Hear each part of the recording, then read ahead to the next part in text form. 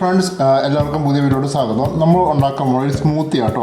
നമുക്ക് ഷിൻസിയെ ചോദിക്കാം, ഷിൻസി എങ്ങനെയാണ് ഉണ്ടാക്കണമെന്ന് ചോദിക്കാം. ഷിൻസി ഇതിപ്പോൾ ഉണ്ടാക്കാൻ പോവാണ്. ഷിൻസി ഇത് എങ്ങനെയാണ് സ്മൂത്തി ഉണ്ടാക്കുമെന്ന് പറഞ്ഞുതരാമോ? നമ്മളിത് ഉണ്ടാക്കാൻ പോകുന്നത് ബനാനയും അതായത് നമ്മുടെ റോബസ്റ്റ പഴവും അതുപോലെ നമ്മുടെ കപ്പലിൻ്റെ മിഠായി ഇത് രണ്ടും കൂടെ വെച്ചിട്ടുള്ള ഒരു സ്മൂത്തിയാണ് ഇത് ചെയ്യാൻ പോകണേ. നമുക്ക് ഈസി ബ്രേക്ക്ഫാസ്റ്റ് റെസിപ്പി ആയിട്ടൊക്കെ വേണം യൂസ് ചെയ്യാം. വളരെ ഹെൽപ്ഫുള്ളായിട്ടുള്ള നല്ല ഹെൽത്തി ആയിട്ടുള്ള ഒരു സ്മൂത്തിയാണ്. സോ നമുക്ക് എങ്ങനെയാണെന്ന് നോക്കാം. നമുക്ക് ആദ്യം നമ്മൾ ഈ കപ്പലിൻ്റെ മിഠായി നമുക്ക് തോന്നുന്നത് ജസ്റ്റ് ഒന്ന് ക്രഷ് ചെയ്തെടുക്കാം. ഇത് നമ്മൾ ഫുൾ എടുക്കുന്നില്ല, ഇതിൻ്റെ ഒരു ഹാഫ് മതിയാവും. നമുക്ക് ജസ്റ്റ് ഒന്ന് ക്രഷ് ചെയ്തെടുക്കാം കേട്ടോ. ജസ്റ്റ് ചെറുതായിട്ടൊന്ന് ഇത് പൊട്ടിച്ചിനകത്തോട്ടിട്ട് നമുക്ക് ജസ്റ്റ് ഒന്ന് മിക്സിയിലിട്ടൊന്ന് ക്രഷ് ചെയ്തെടുക്കാം. ഇതിനോടൊപ്പം തന്നെ വേറെ എന്താ ഇടുന്നത്? നമ്മൾ ആദ്യം ഇത് ക്രഷ് ചെയ്യുന്നത് മാത്രമേ ഉള്ളൂ.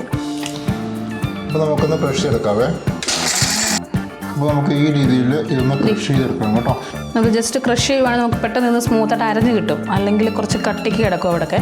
അപ്പോൾ അതുകൊണ്ട് നമ്മളൊന്ന് ക്രഷ് ചെയ്ത് ഇപ്പോൾ ഇതുപോലെ നമ്മൾ ജസ്റ്റ് ഒന്ന് ക്രഷ് ചെയ്തെടുത്തിട്ടുണ്ട്. ഇനി ഇതിനകത്തോട്ട് നമുക്ക് നമ്മുടെ റോബസ്റ്റ പഴം ആഡ് ചെയ്യാം കേട്ടോ. ഇനി നമുക്ക് ഇതിനകത്തോട്ടൊരു റോബസ്റ്റ ഇച്ചിരി അത്യാവശ്യം വലിപ്പമുള്ളൊരു പഴമാണ്. നിങ്ങൾക്ക് നിങ്ങളുടെ ആവശ്യത്തിനനുസരിച്ചുള്ള റോബസ്റ്റ ചേർക്കാം കേട്ടോ. ഞാനത് ജസ്റ്റ് ജസ്റ്റ് ഒന്ന് കട്ട് ചെയ്ത് ഇട്ട് കൊടുക്കുകയാണേ. റോബസ്റ്റ കിട്ടുന്നതല്ലേ?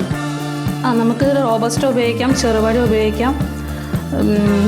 ഏത്തപ്പഴത്തിനേക്കാൾ നല്ലത് ചെറുപഴമോ റോബസ്റ്റോ ഒക്കെ ആയിരിക്കും. നമുക്കൊരു രണ്ട് പഴം ഉപയോഗിക്കാം അല്ലേ? നിങ്ങൾക്ക് വേണ്ട ക്വാണ്ടിറ്റി അനുസരിച്ച് ഒന്നോ രണ്ടോ ഒക്കെ ആഡ് ചെയ്യാം കേട്ടോ. ചെറുപഴവും നല്ലതാണ്, റോബസ്റ്റ അല്ലെങ്കിൽ ചെറുപഴം വേണമെങ്കിൽ യൂസ് ചെയ്യാം കേട്ടോ. ഇനി നമുക്ക് ഇനി നമുക്കിത് കട്ടായിട്ടുള്ള മിൽക്കാണേ, നമ്മുടെ പാസ്ചറൈസ്ഡ് മിൽക്കാണ്, ലോ ഫാറ്റ് മിൽക്കാണ്. ഇതൊന്ന് നമുക്ക് ജസ്റ്റ് ഒന്ന് ക്രഷ് ചെയ്തിട്ട് നമ്മുടെ ജാലോട്ട് ആഡ് ചെയ്യാം കേട്ടോ. നമുക്ക് ജസ്റ്റ് ഒന്ന് നമ്മുടെ ചപ്പാത്തി കോല് കൊണ്ടൊന്ന് ജസ്റ്റ് ഒന്ന് ഇടിച്ചു കൊടുത്താൽ മതി. അപ്പോൾ ക്രഷ് ചെയ്തില്ലെങ്കിൽ, ഇങ്ങനെ ഒഴിച്ചില്ലെങ്കിൽ നമ്മുടെ മിക്സിയുടെ ജാറിനത് കേടാണ്. അപ്പോൾ അതുകൊണ്ട് ജസ്റ്റ് ഇതൊന്ന് ക്രഷ് ചെയ്ത് നിങ്ങൾക്ക് ആവശ്യമുള്ള അത്രയും ആഡ് ചെയ്യാം. നോർമൽ കോൾഡ് മിൽക്ക് ആഡ് ചെയ്യുന്നതിനേക്കാളും നല്ലതാണ് ഇങ്ങനെ ക്രഷ് ചെയ്ത് വെക്കുകയാണെങ്കിൽ നമുക്ക് സ്മൂത്ത് നല്ല തിക്കായിട്ട് കിട്ടും. അല്ലെങ്കിൽ ചിലപ്പോൾ ലൂസായി പോകും. അതിനാണ് ഇങ്ങനെ ചേർക്കണത്.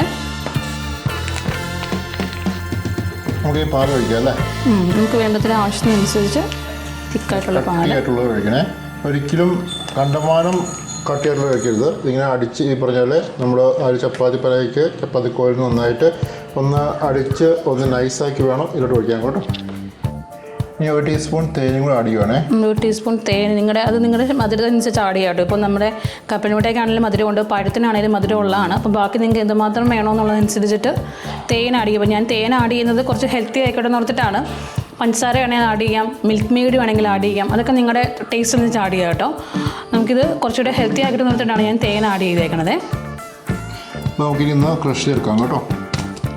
നല്ല ഫൈനായിട്ട് അറിയാമല്ലേ? ഓക്കെ, അപ്പോൾ നമുക്ക് അരച്ചെടുക്കാവേ. നമ്മൾ അരച്ചെടുത്തല്ലേ? നമ്മൾ നല്ല സ്മൂത്തായിട്ട് നല്ല ഫൈനായിട്ട് അരച്ചെടുത്തിട്ടുണ്ട് കേട്ടോ.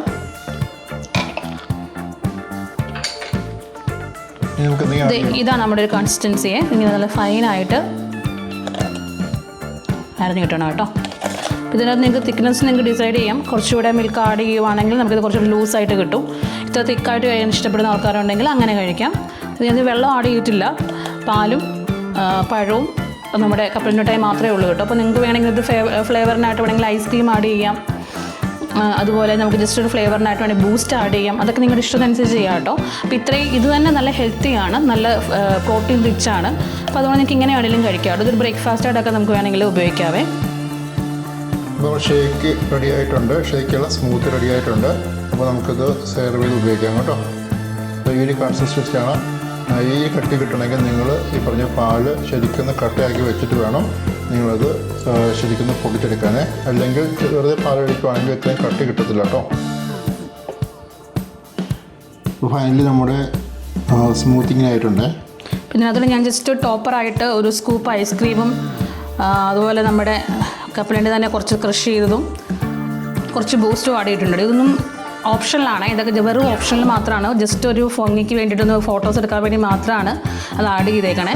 നിങ്ങൾക്ക് ജസ്റ്റ് ഇത്രയായിട്ട് അടിച്ച് കുടിച്ചാലും മതി കേട്ടോ, നല്ല ടേസ്റ്റ് ആയിരിക്കും.